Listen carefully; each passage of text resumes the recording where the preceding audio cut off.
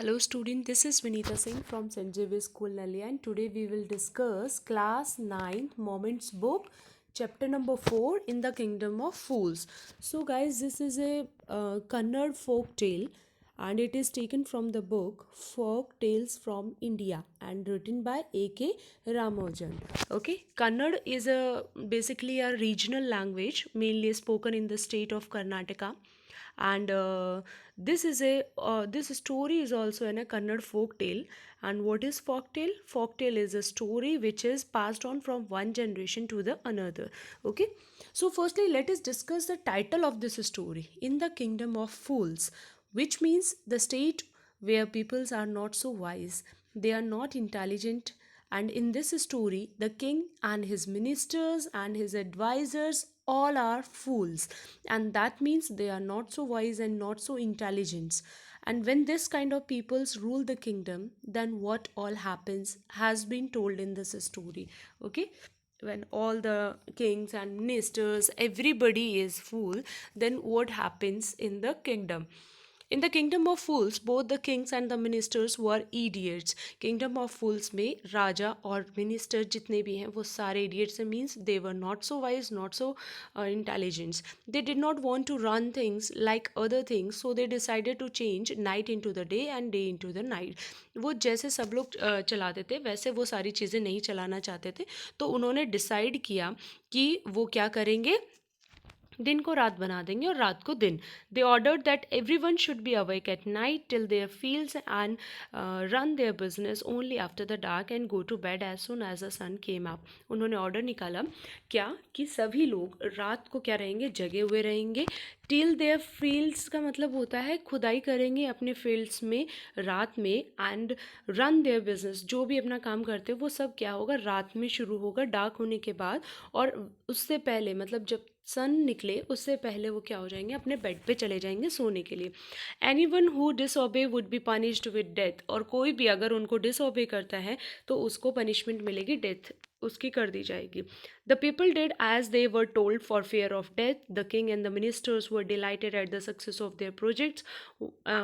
सभी लोग वैसा ही करते थे जैसा बोला गया था, क्योंकि सबको डर लगता था डेथ से. किंग और उसके मिनिस्टर जो थे वो बहुत ज़्यादा खुश थे कि उन्होंने जो सोचा वो वैसा हो रहा है, सब लोग उनकी आज्ञा का पालन कर रहे हैं. One day a guru and his disciple arrived in the city. It was a beautiful city, it was a broad daylight, but there was no one about. Guru और डिसाइपल मतलब उसके जो शिष्य हैं वो सिटी में आए. ये सिटी बहुत ही ज़्यादा ब्यूटिफुल थी. पूरा दिन, इतना दिन चढ़ा हुआ था लेकिन कोई भी वहाँ नहीं दिखा रहा था, दिख नहीं रहा था. Every one was asleep, not a mouse steering.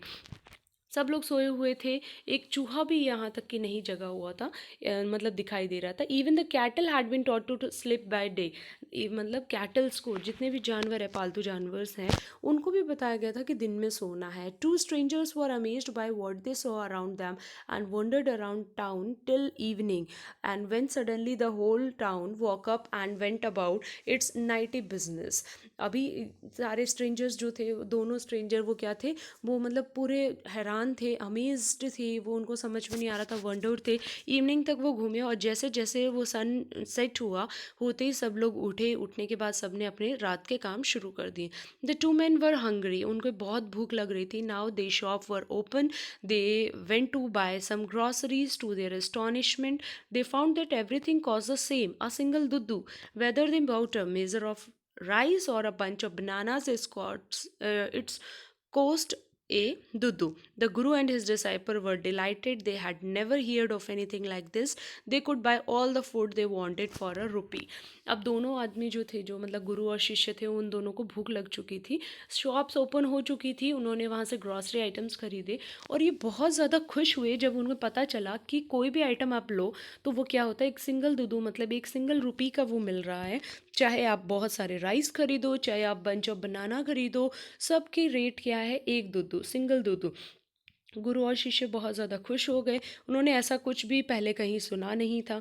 उन्होंने जो जो खाना उनको चाहिए था उन्होंने 1 रुपये में खरीद लिया.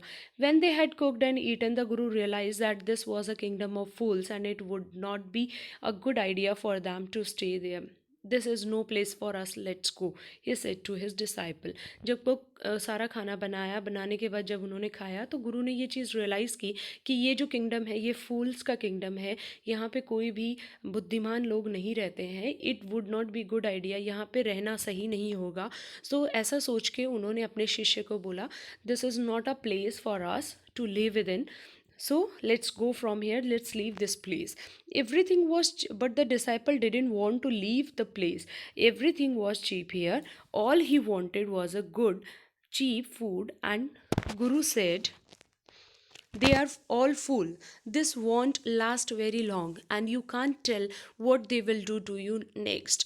तो फिर गुरु ने बोला उनको कि तुम्हें नहीं पता है यहाँ सारी चीज़ें चीप मिलती हैं। डिसाइपल ने डिसएग्री किया वहाँ से जाने के लिए, बोला यहाँ सब तो सस्ता मिलता है, क्यों ना हम यहीं पे रहें, लेकिन जो हमें चाहिए वो सारा फूड मिलता है। लेकिन गुरु ने उसे बताया कि यहाँ पे सभी बेवकूफ़ लोग रहते हैं, वो आज नहीं तो कल, ये ज़्यादा दिन नहीं चलने वाला है, वो आगे जाके तुम्हारे साथ क्या करेंगे तुम्हें नहीं पता।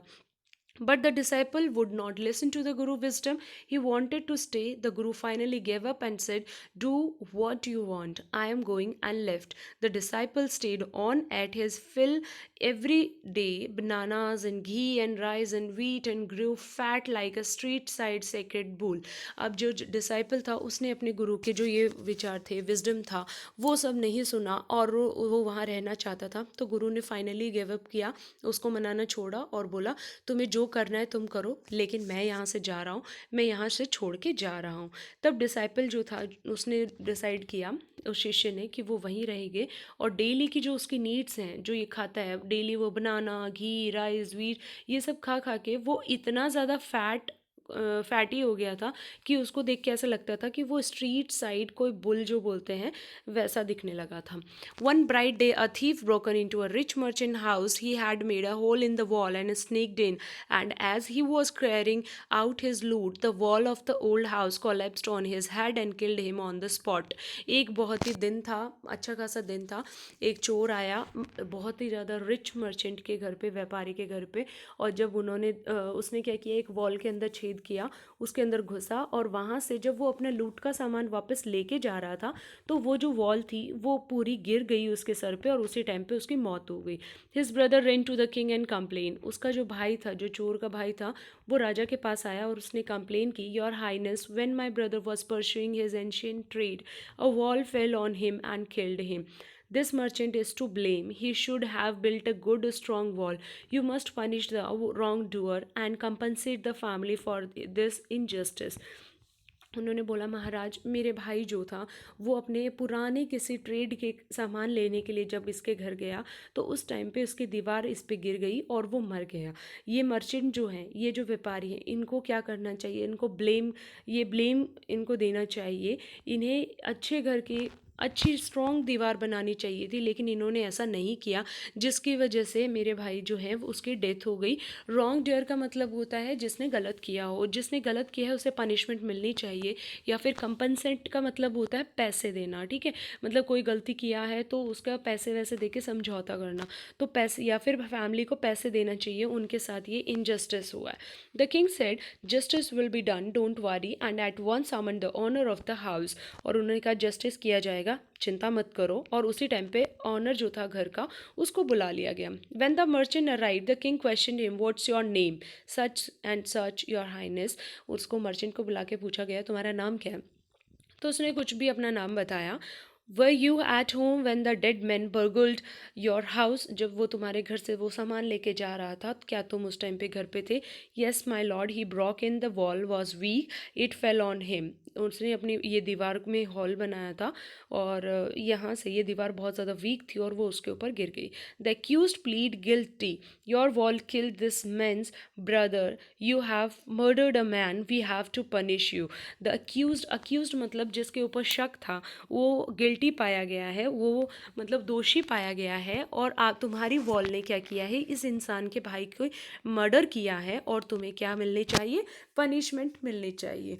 Lord, said the helpless merchant, I didn't put up the wall. It's really the fault of the man who built the wall. He didn't build it right. You should punish him. फिर merchant ने बोला, बेगुनाह merchant जो था, helpless, उसने बोला कि ये वॉल उस पे गिरी है तो इसमें मेरा क्या फ़ॉल्ट है? ये फ़ॉल्ट तो उस इंसान का है ना जिसने वो वॉल को बनाया है। अगर वो उसको ये वॉल उसने ढंग से ये वॉल बनाई होती तो आज उसकी नहीं होती डेथ। तो इसीलिए उसने बिल्ड नहीं किया, राइट? तो उसको पनिशमेंट मिलना चाहिए। Who is that? किंग ने पूछा, कौन है वो? My lord, this wall was build in my father's time. I know the man, he is an old man now, he lives nearby. My lord, वो मेरे father के time पे ये वॉल बनी थी और मैं उस इंसान को जानता हूँ, वो एक ओल्ड मैन है जो यहीं आसपास में रहते हैं। The king sent out the messenger to bring in the bricklayer who had build the wall. They brought him tied hand and foot. उसके हाथ और पैर बांध के उस बंदे को जिसने बिल्ड किया था, वो मिस्त्री को, ब्रिक लेयर को, उसको लेके आ गए। You there, did you build this man wall in this his father time? क्या तुमने इसके पिता के टाइम पे तुमने इस घर के, इस आदमी के घर की दीवार बनाई थी? Yes my lord, I did. हाँ माई लॉर्ड, मैंने ही ऐसा किया था। What kind of wall is that you build? It has fallen on a poor man and killed him. You have murdered him. We have to punish you by death. तुमने कैसे दीवार बनाई थी? तुम्हारी वो दीवार की वजह से वो बेचारे गरीब आदमी के ऊपर वो दीवार गिरी और वो मर गया। तुमने उसका मर्डर किया है तो तुम्हें तो पनिशमेंट मिलनी चाहिए और तुम्हें डेथ की पनिशमेंट दी जाती है। Before the king could order the execution, the poor bricklayer pleaded, please listen to me before you give your order. It's true, I built this wall and it was no good, but that was because my mind was not on it. I remember very well a dancing girl who was going up and down that street all day with her anklet jingling, and I couldn't keep my eye or mind on the wall I was building. You must get that dancing girl. I know where she lives. अब king के सामने वो बोलते हैं, जैसे ही order execute करने के लिए बोलते हैं उसी टाइम पे वो ब्रिकलेयर जो था, मिस्त्री जो था, पुअर बेचारा मिस्त्री, उसने कहा प्लीज़ प्लीज़ मेरी बात सुनो, ऑर्डर देने से पहले। ये सच नहीं है, वो वॉल ज़रूर मैंने बनाई थी, वो वॉल अच्छी इसलिए नहीं है बिकॉज जब मैं उसको बना रहा था तो मेरा दिमाग उस पर काम नहीं कर रहा था। क्योंकि जब मैं बना रहा था वो दीवार तो उस टाइम पे एक डांसिंग गर्ल बार बार ऊपर नीचे आ रही थी और उसकी जो पायल की आवाज़ थी उसकी वजह से मेरी आईज़ और मेरा माइंड जो है वो वॉल बनाने में नहीं जा रहा था। तो आपको पनिशमेंट उस डांसिंग गर्ल को देना चाहिए, ना कि मुझे। You are right. The case depends. We must look into it. It is not easy to judge such complicated cases. Let's get that dancer where is she is. अब तुमने सही कहा, ये केस जितना सीधा साधा दिख रहा है वैसा है नहीं, ये बहुत ज़्यादा डीप केस है। हमें भी इस बारे में देखना होगा, हमें जज करना होगा ये सारी चीज़ें। कहाँ है वो dancing girl? The dancing girl now an old women came trembling to the court. अब डांसिंग गर्ल को, जो कि अभी एक ओल्ड वुमेन बन चुकी है, उसको बुलाया गया। Did you walk up and down that street many years ago while this poor man was building a wall? Did you see him? Yes my lord, I remember it very well. क्या तुम बार बार ऊपर नीचे जा रही थी उस street में काफ़ी साल पहले जब ये बेचारा आदमी, ये गरीब आदमी वो वॉल बना रहा था, तब तुमने क्या देखा था इसे? तो वो बोलते हैं, yes my lord, I remember it. So you did walk up and down with your anklet jingling. You were young and you distracted him, so he build a bad wall. तो अच्छा, तुम ही हो वो जो कि जिसने वो पायजेब पहन रखी थी जिससे बहुत ज़्यादा आवाज़ें आ रही थी। तुम उस टाइम पे यंग थी, तुमने उसको डिस्ट्रैक्ट किया मिस्ट्री को, एंड तुमने इसकी वजह से इसने बेकार दीवार बनाई। It has fallen on a poor burglar and killed him. और ये बेचारे उस गरीब चोर के ऊपर गिरी और वो मर गया। You have killed an innocent man. तुमने एक मासूम इंसान का कत्ल किया है। You will be have to be punish. तुम्हें पनिशमेंट मिलनी चाहिए। She thought for a minute and said. उसने एक मिनट के लिए सोचा और कहा, my lord wait, I know now why I was walking up and down that street. अब मुझे याद आ रहा है क्यों मैं उस दिन बार बार उस स्ट्रीट में बार बार ऊपर नीचे जा रही थी। I had given some gold to the goldsmith to make some jewellery for me. He was lazy scoundrel. He made so many excuses, said he would give it to now and he would give it then, and so on all day. He made me walk up and down to his house a dozen a time.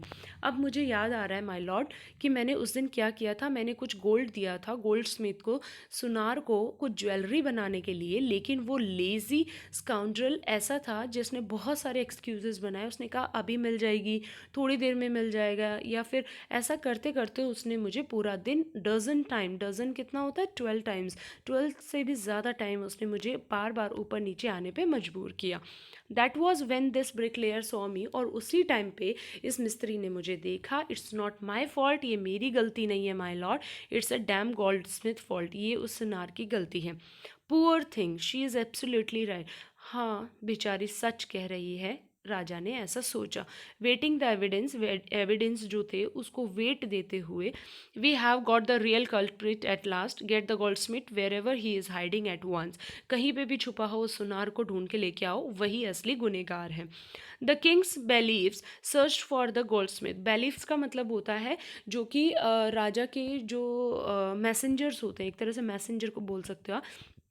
राजा के जो messengers थे उनको भेजा गया सुनार को ढूंढने के लिए कि वो किसी भी शॉप के कोने पे छुपा हो उसको लेके आओ. वो शॉप के कोने पे छुपा था, उसको लेके आए. When he heard the accusation against him he had his own story to tell. जब उन्होंने ये सारी सुनी कि कैसे उनको गुनहगार बताया जा रहा है, तो उस टाइम पे उन्होंने क्या किया, अपने बारे में भी एक स्टोरी बनाई. My lord, I am a poor goldsmith, मैं एक बेचारा सुनार हूँ. It's true, I made this dancer come many times to my door. I gave her excuses because I couldn't finish making her jewelry before I finished a rich merchant's order. They had a wedding coming and they wouldn't wait. You know how impatient rich men are. My Lord, आप जैसे जानते हो कि मैंने उस लड़की को उस दिन इतने सारे एक्सक्यूज़ेस इसलिए दिए थे क्योंकि उसने क्या किया था, मेरे को एक ज्वेलरी बनानी थी किसी रिच मर्चेंट की, क्योंकि उनके यहाँ शादी होने वाली थी. और आप तो जानते ही हैं कि जब तक मैं उसका ज्वेलरी फिनिश नहीं कर देता, मैं तब तक इसके लिए, इसने जो ज्वेलरी बनाने के लिए दिया था इस लड़की की, मैं इसकी नहीं बना सकता था. और आप तो जानते ही हो कि जो अमीर लोग होते हैं वो कितने ज़्यादा इम्पेशेंट होते हैं, उनके अंदर पेशेंस नहीं होता है. Who is this rich merchant who kept you from finishing this poor woman's jewelry, made her walk up and down which district, this bricklayer which make a mess of this wall, which has now fallen on an innocent man and killed him? Can you name him? वो कौन सा rich merchant है जिसने तुम्हें इस बेचारी लड़की को ज्वेलरी बनाने नहीं दिया, जिसकी वजह से ये ऊपर नीचे गई बार बार स्ट्रीट में, जिसकी वजह से ये मिस्त्री जो था ये डिस्ट्रैक्ट हुआ, जिसकी वजह से ये दीवार का सारा कचरा हुआ और जो दीवार उस पे गिरी उस बंदे पे और वो बंदा मर गया. क्या तुम मुझे उसका नाम बताओगे? The goldsmith named the merchant, and he was none other than the original owner of the house whose wall had fallen. और ये जो सुनार जो था उसने नाम लिया मर्चेंट का, और वो कोई और नहीं था, वो इस हाउस का ओरिजिनल ओनर था. Now justice had come full circle. अब जस्टिस जो था पूरे सर्कल में आ चुका था. Thought the king back to the merchant. Merchant के पास जाते हुए उन्होंने कहा, सोचा कि अब तो ये पूरा सर्कल घूम के वहीं आ गया. When he was rudely summoned back to the court he arrived crying, it was not me but my father who ordered the jewelry. He is dead, I am innocent. वो मैं नहीं था. जब उसको रूडली लाया गया कोर्ट के अंदर, तो जैसे पहुंचा वो रोते हुए बोलता है, मतलब चिल्लाते हुए बोलता है कि वो मैं नहीं था, मेरे पापा थे और मेरे पापा ने ज्वेलरी बनवाई थी, वो मर चुके हैं, मैं इनोसेंट हूँ. But the king consult his minister and rule decisively. लेकिन किंग ने तो अपने मिनिस्टर से कंसल्ट किया और रूल निकाला, उसका डिसीजन लिया. It's true your father is the true murderer. He is dead. But somebody must be punished in this place. You have inherited everything from the criminal father of yours, his richness as well as his sin. I knew at once, even when I first set eyes on you, that you were at the root of his this horrible crime. You must die. अभी ये सच है कि तुम्हारे पापा dead हो चुकी है, वही ट्रू मर्डरर है, बट उनकी जगह किसी को तो पनिशमेंट मिलेगी ना. अब तुम्हें उनसे हर चीज़ विरासत में मिली है, मतलब आनुवंशिक है, इनहेरिटेड है हर चीज़, तो तुम ही क्रिमिनलिटी भी तुम्हें मिली होगी, तुम्हें जैसे रिचनेस मिली है, उनके सिंस मिले हैं, वैसे सब कुछ मिला है, तो तुम्हें क्रिमिनल भी मिलेगी. और मुझे पहली बार में जब मैंने तुम्हारी तरफ देखा था तो मुझे पता चल गया था कि इस क्रिमिनल की जड़ तुम ही हो, तो तुम्हें मरना ही पड़ेगा. And he ordered a new stake to be made ready for the execution. Execution बनाने के लिए न्यू स्टेक आती है जिसमें वो गर्दन रखते हैं और फिर ऊपर से वो मारते हैं ना, ऐसे वाला. तो न्यू स्टेक बनाने को बोला. As the servant sharpen the stake and got it ready for the final impaling to the criminal, it occurs to the minister that the rich merchant was somehow too thin to be probably executed on the stake.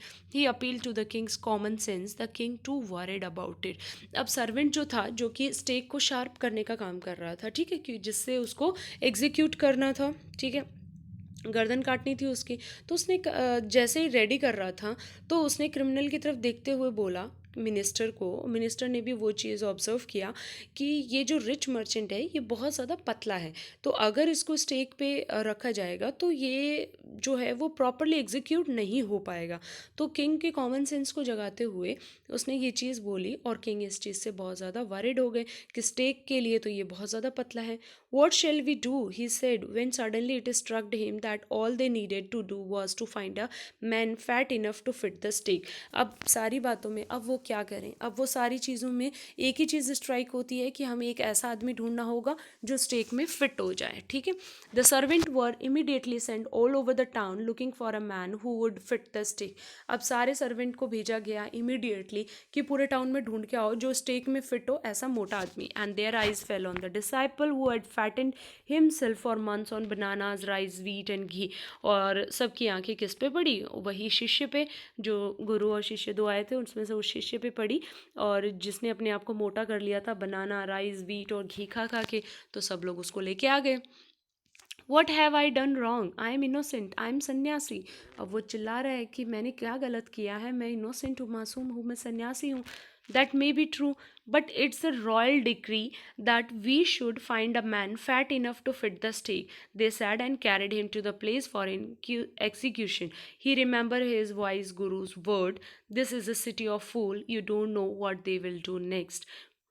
तो अभी ये सारी चीज़ें सही है कि तुम सन्यासी हो, तुम इनोसेंट हो, बट हमें रॉयल डिक्री से हमें परमिशन मिला है कि हमें कोई एक ऑर्डर मिला है कि एक फ़ैट इंसान को ढूंढना है जो कि स्टेक पे फिट हो, तो इसीलिए हम आपको लेके आए हैं यहाँ पे। और एग्जीक्यूशन जहाँ करना था ये चीज़, वहाँ पे वो प्लेस पे पहुँच गए। उसी टाइम पे शिष्य को अपने गुरु के वर्ड्स याद आ रहे थे कि ये सिटी जो है फूल्स की सिटी है, बेवकूफ़ों की सिटी है, तुम्हें नहीं पता कि अगले ही पल तुम्हारे साथ क्या हो जाएगा। While he was waiting for death, he prayed to his guru in his heart, asking him to hear his cry wherever he was. उस टाइम पे जब वो डेथ के लिए वेट कर रहा था, उस टाइम पे उसने अपने दिल से गुरु को याद किया, और उनके लिए मतलब पूजा मतलब उनको याद करते हुए उन्होंने बोला कि आप गुरुदेव कहीं भी हो, जो आप यहाँ आ जाओ और मेरी मदद करो। The Guru saw everything in his vision and he had magic power. He could see far and he could see the future as he could see the present and the past. He arrived at once to save his disciple who had got himself into such a scrape through love of food. गुरु जो थे उनको vision था, वो सारी चीज़ों देख सकते थे, उनके अंदर कुछ मैजिक पावर्स भी थी, वो दूर का देखते थे, वो फ्यूचर, प्रेजेंट, पास्ट में क्या होने वाला उन्हें सब पता चल जाता था। वो उसी टाइम पे वहाँ पे शिष्य के पास पहुँचे, और जो जिसने अपने आप को वहाँ पे फंसा लिया था सिर्फ और सिर्फ फूड के लालच में। As soon as he arrived, he called the disciple and told him something in a whisper. Whisper मतलब होता है उसके कान में फुसफुसा के कुछ कहना। जैसे वो पहुँचे, उसने अपने शिष्य को डांटा, और डांटने के बाद में उसके कान में कुछ फुसफुसाया। Then he went to the king and addressed him, O wisest of king, who is greater, the guru or the disciple? ये बुद्धिमान के सबसे ज़्यादा बुद्धिमान राजा, आप मुझे बताइए कि सबसे ज़्यादा महान कौन, गुरु या डिसाइपल या शिष्य? Of course a guru, no doubt about it. Why do you ask, तुमने ये क्वेश्चन क्यों पूछा? सबको पता है कि गुरु ही सबसे ज़्यादा महान होते हैं। Then put me to the stake first, put my disciple to death after me. तो इसके बाद में आप मुझे मृत्यु के लिए सबसे पहले मुझे उस पर डालिए, एंड उसके बाद में मेरे शिष्य को। When the disciple heard this, he understood and began to clamor, Me first, you brought me here first, put me to death first, not him. और उसने बोला कि नहीं, आप मुझे पहले डालिए इसमें स्टेक में, ना कि इनको, मेरे बाद इनको आप डाल सकते हैं। The Guru and the disciple now got into a fight about who should go first. अब गुरु और डिसाइपल के बीच में लड़ाई होने लगी कि कौन सबसे पहले मरने के लिए जाएगा। The king was puzzled by this behaviour. He asked the guru, why do you want to die? We choose him because we needed a fat man for the stake. अब गुरु से पूछा राजा ने, वो पजल हो गया इस बिहेवियर को, उसको समझ में नहीं आ रहा मरने के लिए इतना ज़्यादा क्यों कर रहे हैं ये। तो उसने गुरु से पूछा कि तुम मरना क्यों चाहते हो? हमने इस शिष्य को तो इसलिए लिया है क्योंकि हमारे स्टेक जो है उसमें फैट मैन फिट होता है, आप क्यों मरना चाहते हो? You should not ask me such question, put me to death first, replied the guru. आप मुझसे ऐसा क्वेश्चन नहीं पूछ सकते हो, आप मुझे पहले मार दीजिए please. Why? There is some mystery here. As a wise man, you must make me understand. तुम एक बुद्धिमान इंसान हो तो आपको मुझे अंडरस्टूड करवाना होगा कि क्यों क्यों आप मरना चाहते हो. Will you promise to put me to death if I tell you. आज द गुरु गुरु ने पूछा कि अगर आप मुझसे प्रॉमिस करते हो कि उसके बाद आप मुझे डेथ के लिए जाने दोगे तो फिर मैं आपको बताऊंगा. The king gave him his solemn words. King ने अपना वचन दिया उनको. The guru took him aside out of servants earshot and whispered to him. गुरु ने उनको साइड में ले गए जहाँ पे किसी भी सर्वेंट की आवाज़ उनको सुनाई ना दे और धीरे धीरे फुसफुसाते हुए बोला, do you know why we want to die right now the two of us. हम दोनों मरना क्यों चाहते हैं आपको पता है.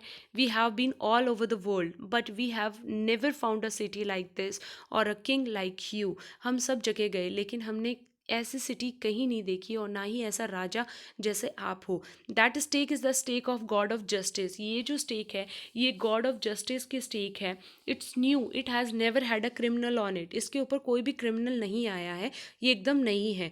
Whoever dies on it first will be reborn as the king of this country. और जो भी इसमें मरता है वो पहला वो क्या होता है, रीबॉर्न होता है, वो दोबारा पैदा होता है इसी कंट्री का राजा बन के. And हुएर goes next will be the future minister of this story.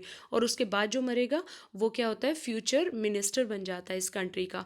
We are sick of our ascetic life. हम अपने सन्यासी लाइफ से बहुत ज़्यादा दुखी हो चुके हैं. It would be nice to enjoy our self as king and minister for a while. Now keep your words my lord and put us to death. Me first remember. अब आप हम लोग इन्जॉय करना चाहते हैं अपनी लाइफ को king or minister बन के. अब आप अपने वर्ड पे ही रहिएगा माय लॉर्ड और मुझे पहले जाना है, ये चीज़ आप याद रखिएगा. The king was now thrown into deep thought. He didn't want to lose the kingdom to someone else in the next round of life. अब किंग जो था वो सारी चीज़ों को सोचने लगा और वो अपने किंगडम को किसी और के लिए किसी और लाइफ में भी उसको छोड़ना नहीं चाहते था. ही नीडेड टाइम, उसको कुछ टाइम चाहिए था. So he order the execution postpone to the next day and talk in secret with his minister. अब उसने ऑर्डर दिया कि ये एग्जीक्यूशन हम बाद में करेंगे एंड अगले दिन. एंड उसके लिए उसने अपने मिनिस्टर्स के साथ सीक्रेट टॉक किया. It's not right for us to give over the kingdom to others in the next life. Let's go on the stake our self and we will be reborn as king or minister again. Holy man do not tells lie he said and the minister agreed. राजा ने अपने minister से बोला कि हम अपना ये जो राजगद्दी है ये दूसरे जन्म के लिए इस तरीके से छोड़ नहीं सकते हैं. ऐसा करते हैं हम दोनों चलते हैं, रीबॉर्न होंगे दोबारा से किंग और मिनिस्टर बन के. और वो एक हॉली मैन है, धार्मिक इंसान है, उसने मुझे झूठ तो नहीं बोला होगा. तो इस बात पे मिनिस्टर्स भी एग्रीड हो गए. सो ही टोल्ड द एग्जीक्यूशनर्स, जो एग्जीक्यूशनर्स थे जो स्टेक का काम करने वाला था, we will send the criminals tonight. उनको बोला कि आज मैं क्रिमिनल्स को भेजूंगा आज रात को. When the first man comes to you put him to death first then do the same to the next man.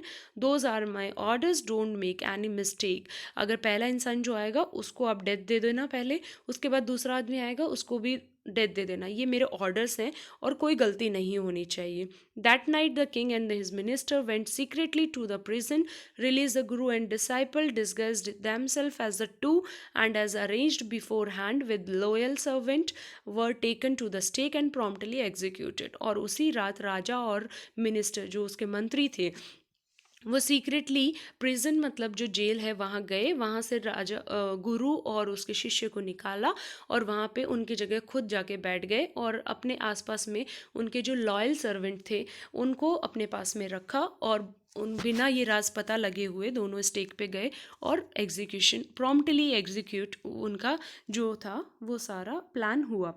When the bodies were taken down to be thrown to crows and vultures the people panic. जब वो bodies को क्या किया गया, क्रॉज और vultures के लिए, चील कौवों के लिए छोड़ा गया तो सारे लोग पैनिक हो गए. उन्हें बहुत ज़्यादा मतलब सदमे में आ गए. They saw before them the dead bodies of the king and minister. The city was in confusion. पूरी सिटी कन्फ्यूजन में थी क्योंकि डेड बॉडीज़ जो थी वो किंग और मिनिस्टर की थी. All night they mourn and discuss the future of the kingdom. Mourn का मतलब होता है दुख जताना. पूरी रात वो दुख जताते रहे और उन्होंने डिस्कस किया कि अब इस किंगडम का फ्यूचर क्या होगा. Some people suddenly thought of the Guru and the disciple and caught up with them as they were preparing to leave town unnoticedly. We people need a king and a minister said someone. अब कुछ लोगों ने decide किया कि गुरु और disciple के बारे में, और उनको पकड़ लिया, क्योंकि वो लोग क्या कर रहे थे, कोई उनको नोटिस करे उससे पहले वो क्या कर रहे थे, उस सिटी को छोड़ने की कोशिश कर रहे थे। एंड उनमें से कोई एक, भीड़ में से एक इंसान ने कहा कि हमें एक राजा और मिनिस्टर चाहिए। अदर्स एग्रीड, सब लोगों ने उस चीज़ को एग्री किया। They back the Guru and the disciple to be their king and their minister. उन्होंने अपने गुरु और डिसाइपल को अपने राजा और मिनिस्टर बनने के लिए बैक किया, मतलब बहुत ज़्यादा उनको मनाया। It didn't take any many argument to pursue the disciple, but it took longer to pursue the guru. और ये डिसाइपल को, शिष्य को मनाने में उन्हें ज़्यादा टाइम नहीं लगा, लेकिन गुरु को मनाने में उनको बहुत ज़्यादा टाइम लगा। They finally agreed to rule the kingdom of the foolish king and the silly minister on the condition that they could change all the old laws. वो दोनों एग्री हुए सिर्फ उसी रीज़न पे, इसी शर्त पे, कि वो किंगडम्स ऑफ फुलिश किंग के और उसके जो सिली मिनिस्टर्स थे उनके बनाए हुए सारे रूल्स को वो चेंज करेंगे, पुराने रूल्स को। From then on night would again be night and day would again be day and you could get nothing for a duddu. It became like an other places, any other place. अब उस time से night हमेशा night होती थी, दिन हमेशा दिन होता था, और कुछ भी आपको एक दुद्दू में नहीं मिलेगा। उनकी प्राइस वैसी ही होगी जैसे कि अलग दूसरी दूसरी जगह होती हैं, ठीक है। So that's all in your chapter. If you have any doubt, let me know about it, and thank you so much.